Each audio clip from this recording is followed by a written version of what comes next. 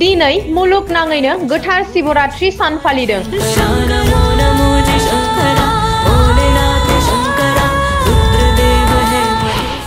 गोथार सिलभान अन्थाइ बान्दोनि गोदानै लुफुंनाय शिव मन्दिरखौ बेखेवनाय हाबाफारि।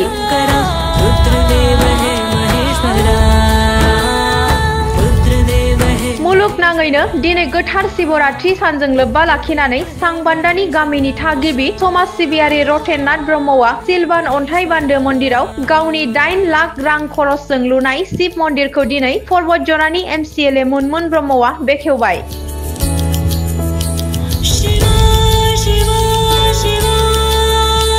क'क्राझार जिल्ला पर्बतजरा महकुमानि सिङाव थानाय दुलिगाव गामिनि 6थि खोन्दो सिलभान अन्थाइ बान्दोनि फुजा मन्दिर कमिटिनि आफादगिरि बिरेश चन्द्र बसुमतारी आरो नेहाथारि रन्देश्वर ब्रह्ममोननि दैदेननायाव गोदानै लुफुंनाय शिव मन्दिरखौ पर्बतजरा 1 नं बियाबनि MCLA मुनमुन ब्रह्मआ रंजा बाजायै बेखेवना होयो। लोगोसे धोरोमनि सावराय मेलबो लानाय जादों। गोबाव समनिफ्रायनो बे सिलभान अन्थाइ बान्दोनि गिदिर गिदिर अन्थाइयाव आथिंनि आगाननि दागो आरो गिदिर अन्थाइयाव बोरला थिरनि दागोनि अनगायैबो बायदि बायदि दागोसिन नुथायखौ दासिमबो नुनो मोनो।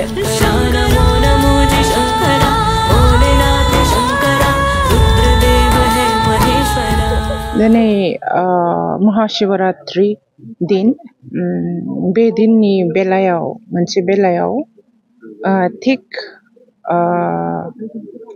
अभिजित लग्ननि बे टाइम पिरियडआव जोङो दिनै जोंनि पर्बतजरानि अन्थाइ बान्दो मन्दिर बाहाय जोङो महाशिवरात्रिनि दिनाव जोङो शिब मन्दिर मोनसे स्थापन खालामदों। बे शिब मन्दिरखौ दिनै स्थापन खालामनायाव बेखौ फसंथानायाव जोंनि गामिनिनो सांबान्दा गामिनिनो रतेन्द्रनाथ ब्रह्म बिथांनि आंगो बिसिखौ लानानै बेहाय दान होनानै बिथाङा बे मन्दिरखौ लुफुंनानै होदों। जों उन्दैनिफ्रायनो बे ओनसोलजों जड़ित आरो दिनै बिथांनि आखाइजों दिनै बे मन्दिरखौ लुफुंनानै होनायाव जोबोद गोजोननाय मोनदों। बे ओनसोलखौ लानानै जोंहा जे बिश्वास शिव बाबानि सायाव जोंहा जे बिश्वास आरो आस्था, बे बिश्वास आरो आस्थाखौ लोब्बा लाखिग्रा साफ्रोमबो सुबुंनि थाखाय बे फसंथाया जोबोद गोनांथिमोन आरो जोबोद मोजां मोनसे उननि दिनाव जोंनि शिब बाबाखौ शिब बाबा सिबियारि साफ्रोमबो सुबुंफोरनि थाखाय जोबोद मेहेर गोनां मोनसे मन्दिर जागोन होननानै आं मिजिंथिबाय। आरो शिब बाबाया दिनै जों साफ्रोमबो शिब भक्तफोरनि सायाव गोजोन आरो मंगल सादनि दै सारस्रि हरो बेखौनो आङो आरज गाबबाय। जोंनि बे मन्दिरखौ फसंथानायाव जे हेफाजाब आदै रतेन्द्र ब्रह्म आरो बिथांनि अर्धांगिनिसिमनिबो बहुत साबायखर बावनाय थाबाय आरो गोजोननाय थाबाय। आफा शिब बाबाया जेन बिथांमोननो बोर सारस्रि हरो बेखौनो आङो मिजिंथिबाय। गोजोन्थों। बेखौथ' 10-15-20 बोसोर जानाय नैबे गोजाम मन्दिरखौ सानसेखालि आदा बिबेसना आंखौ थाव गोथां बायना हरलै फुजा होननानै बुंनायाव बेहाय आं थाव गोथांखौबो हरबाय।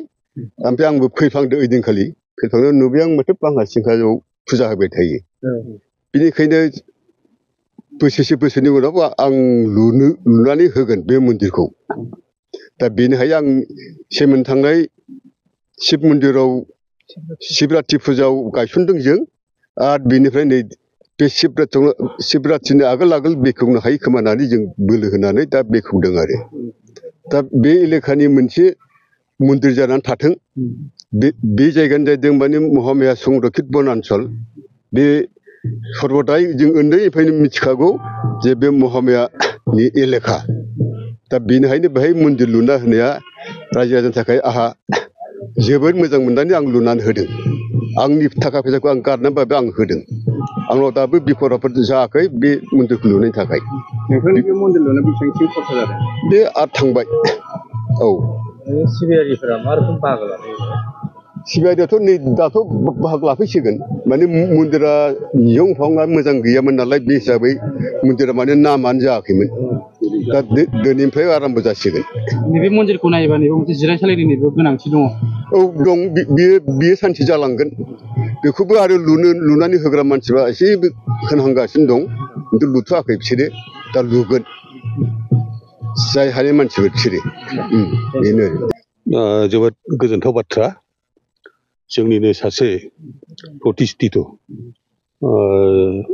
क्षुद्र साहा बागिसानि मालिक सांबान्दा गामिनि रतेन्द्रनाथ ब्रह्म बिथाङा दिनै नैबे शिव मन्दिरखौ लुफुंनानै होदों गासिबो गावनि थाखा फैसा खरस खालामनानै लुफुंना होदों बिथाङा दा बे मन्दिरा जाहैदों जों हाबाखै गोबावसै 18-19 बोसोर जाबाय बेवहाय फुजा अर्चना होबोनाया जायगानि साफ्रोमबो रायजो राजा बेवहाय गोदोनिफ्रायनो माबा मोनसे मिथिस' हायै माया दं होननानै फोथायबोयोमोन मानो होनना बुङोबा बे अन्थाइ बान्दो सिलभानि अन्थाइ बान्दोआ नै खाथियावनो दङ आरो बिनि खाथियाव नैबे हाजो थिख्रा जे दङ बियो जोबोद समायना मिथिंगानि गेजेराव मोनसे समायना थाथाय दा बेवहाय गोदोनि मानसिफ्रा फोथायोमोन जे अखा बांखा गैयाबा बाव दाउला गोजाब होनानै फुजा होयोब्ला दसेनि उनावनो अखा हायो होननानै फोथायोमोन आरो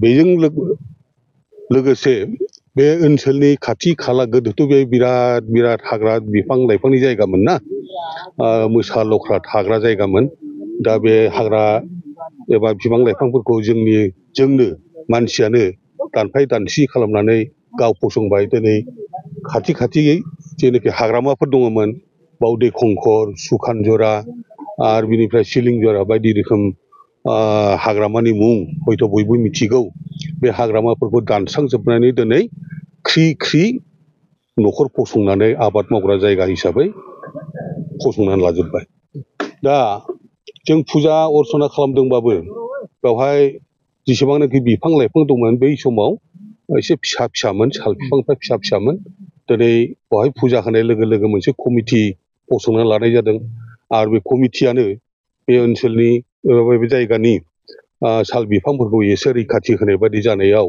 साल बिफांफ्रा देरनो खाबु मोनदों आरो जों बयबो मिथिगौ मिथिंगा थांनानै थायोबासो मानसि जिब जुनार गुबुनफ्राबो थांनानै थानायनि खाबुखौ मोनगोन दा बेनिखायनो जोंनि जेनाखि गुबै थांखि बे मन्दिरनि गेजेरजों बे ओनसोलनि आरो गोजान जायगानि सुबुंफोरनि गेजेरावबो जाहाथे अनलायनाय फोथायनाय सोमजिहोनो हायो आरो नैबे जोंनि जेनाखि पर्बतजरानि अस्तित्व होनना बुङोब्ला बाराद्राय नंखाय जानाय नङा साल बिफां खारन बे साल बिफाङा जोंनि खुगा मेथाइयावबो जायगा मोनबोदों